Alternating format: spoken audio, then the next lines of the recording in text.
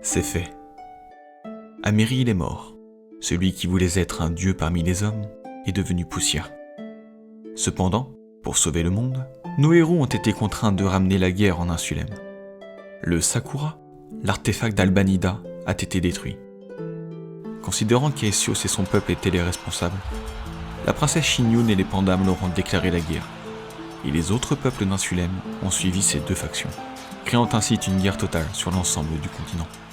Cependant, avec la bénédiction de Méter, déesse du chaos et de la destruction, les Engis prirent rapidement le dessus, et un âge sombre s'installa sur le continent.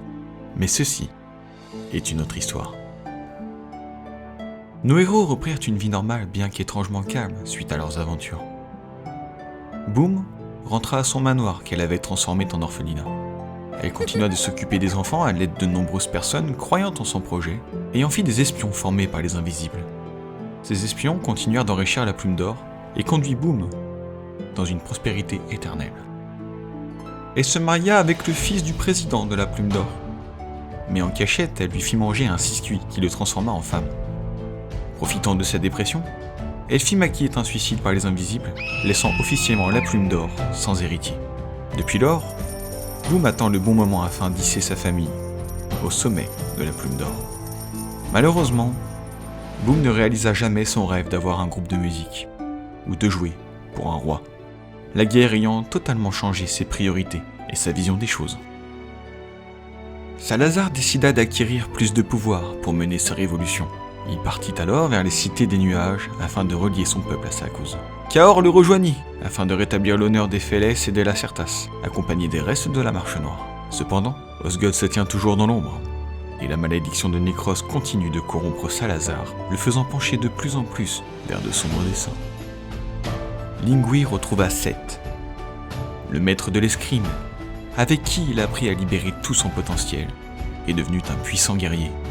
La force tranquille n'abandonna pas son don pour autant. En effet, Lingui trouva dans l'escrime un moyen de canaliser ses émotions, et devenu ainsi un maître de la métamorphose.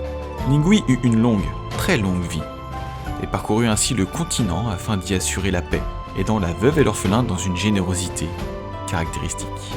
Il s'impliqua dans toutes les communautés, devenu très connu et apprécié.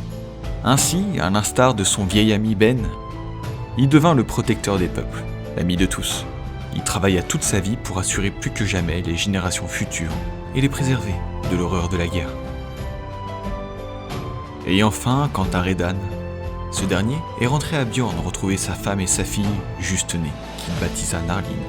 Il y devint instructeur à l'académie de Bjorn, où il exerça les nouvelles recrues.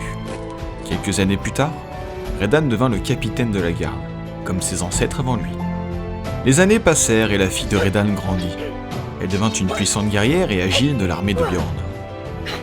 Redan fut l'homme le plus heureux du monde lorsque celui-ci partit pour la première fois en patrouille avec sa fille dans le sud.